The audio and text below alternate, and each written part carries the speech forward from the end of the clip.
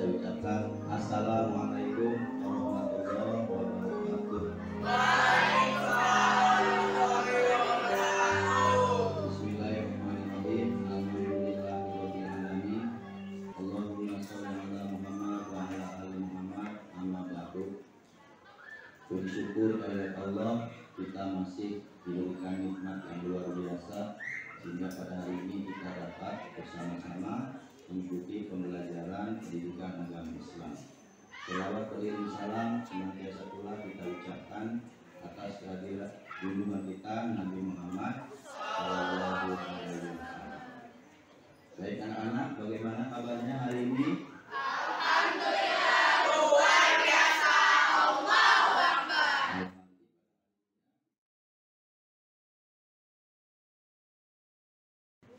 Pertama-tama, mari sebelum kita mulai pembelajaran pada hari ini, kita berdoa dulu. Berdoa, mulai. A'udzu billahi minasyaitonir rajim. Bismillahirrahmanirrahim. Alhamdulillahirabbil alamin. Ar-Rahmanir-Rahim. Maliki yaumiddin. Iyyaka na'budu wa iyyaka nasta'in. Ihdinas siratal mustaqim.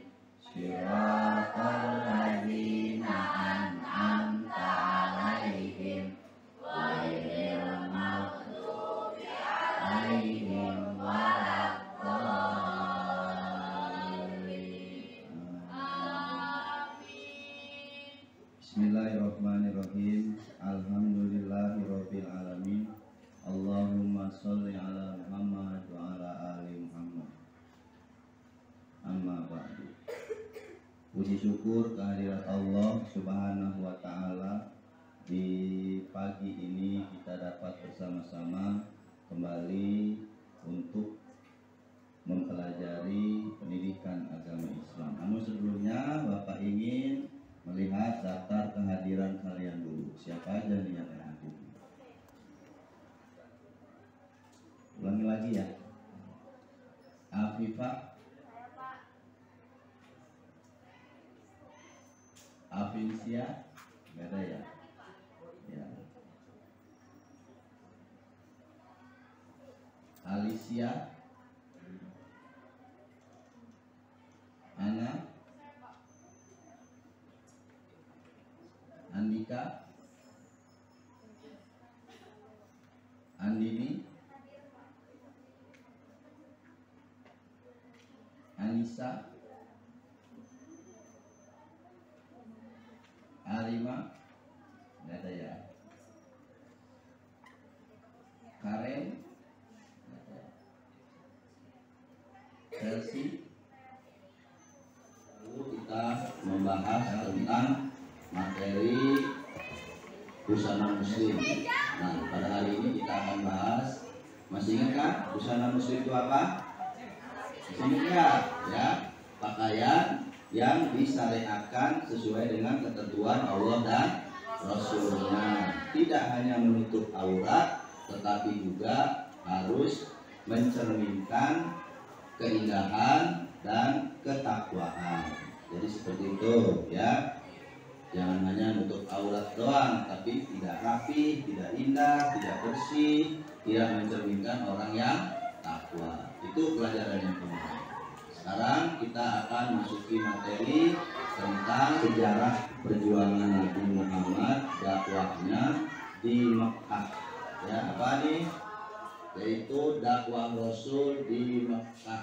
Ya, jadi dakwah Rasul di Mekah. Kalian perhatikan di sini, ya. Ini gambar apa ini? Kalian tahu ini gambar apa ini? Gambar apa? Gambar apa? Kapan? Zaman dahulu kala, ya. Kalau zaman sekarang udah luar biasa, sudah nggak ada yang kayak begini lagi.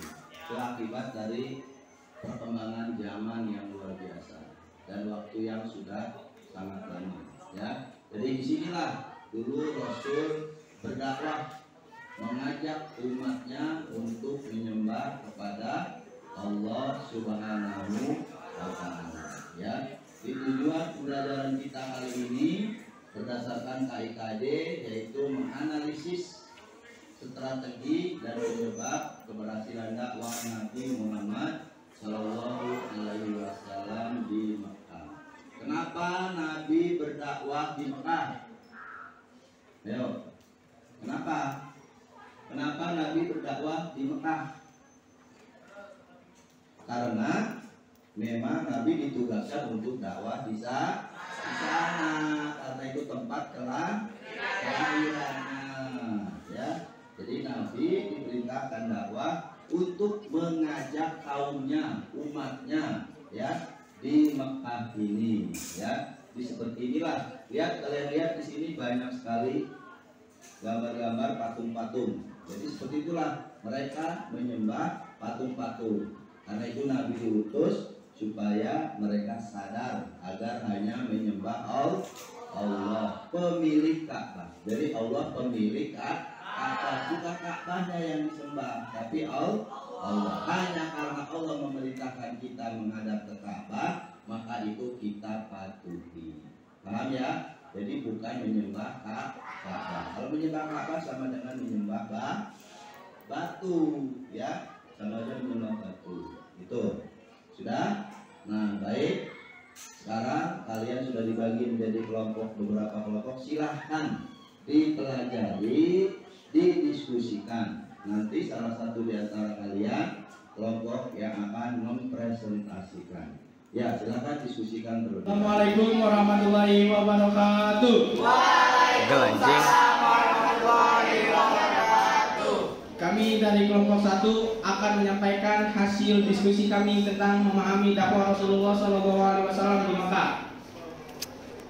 Kerasulan Nabi Muhammad SAW dan wahyu pertama. Menurut beberapa riwayat yang sahih, Nabi Muhammad SAW pertama kali diangkat menjadi Rasul pada malam hari tanggal 17 Ramadan saat usianya 40 tahun. Malaikat Jibril datang untuk membacakan wahyu pertama yang disampaikan kepada Nabi Muhammad SAW, yaitu surat Al-Alaq. Itulah wahyu pertama yang diterima oleh Nabi Muhammad SAW sebagai awal diangkatnya sebagai Rasul. Kemudian Nabi Muhammad SAW menerima ayat-ayat Al-Quran secara berangsur-angsur dalam jangka waktu 23 tahun. Ayat-ayat tersebut diturunkan berdasarkan kejadian faktual yang sedang terjadi, sehingga hampir setiap Al-Quran turun disertai oleh asbabun nuzul, sebab atau kejadian yang mendasari turunnya ayat.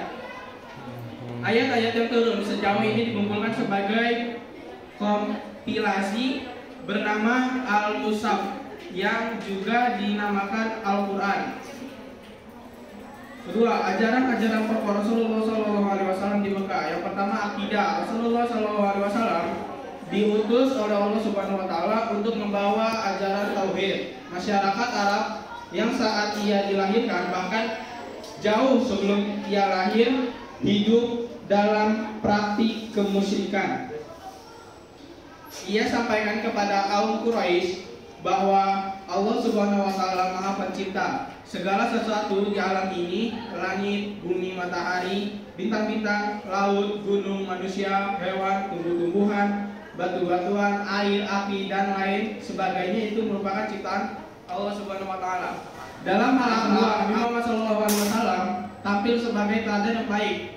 Sejak sebelum menjadi nabi, ia telah tampil sebagai sosok yang jujur sehingga diberi gelar oleh masyarakatnya sebagai Al-Amin yang dapat dipercaya. Selain itu, Nabi Muhammad SAW merupakan sosok yang suka menolong dan meringankan beban orang lain.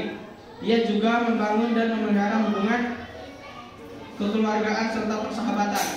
Nabi Muhammad SAW tampil sebagai sosok yang sopan, lembut, menghormati setiap orang, dan memulihkan memuliakan tamu. Selain itu, Nabi Muhammad SAW juga tampil sebagai sosok yang berani dalam membela kebenaran, teguh pendirian, dan tekun dalam beribadah. Ini dari kelompok 3 ingin menambahkan terkait dakwah Rasulullah SAW di Mekah. Selain apa yang sudah disampaikan kelompok 1, juga disebutkan dalam Sirah Nabawi ketika Rasul berdakwah secara terang-terangan mendapatkan tentangan dari Abu Lahab. Pada satu hari Rasulullah SAW naik ke bukit Safa dan menyuruh kepada kaum Quraisy untuk berkumpul. Rasulullah SAW lalu berkata, sekiranya saya sekarang mengatakan kepada kalian bahwa pasukan musuh akan menyerang di pagi hari atau sore ini, apakah kalian akan mempercayainya? Mereka menjawab dengan serentak, ya. Kemudian Rasulullah SAW berkata, sesungguhnya saya sekarang memberikan peringatan kepada kalian akan datangnya azab yang pedih. Mendengar ucapan Nabi Muhammad, Abu Lahab langsung menangis. Celakalah engkau, apakah hanya untuk menyampaikan hal ini engkau mengumpulkan kami? Kemudian Allah Subhanahu wa Ta'ala menurunkan surat ayat 1 sampai 4, surat Al-Lahab, yang menjelaskan bahwa yang akan celaka adalah Abu Lahab dan istrinya. Terima kasih kepada kelompok 3 yang telah menambahkan penentangan Abu Lahab terhadap dakwah Nabi Muhammad SAW di Makkah. Semoga kita semua dimudahkan untuk mentaati Allah dan Rasulnya. Amin.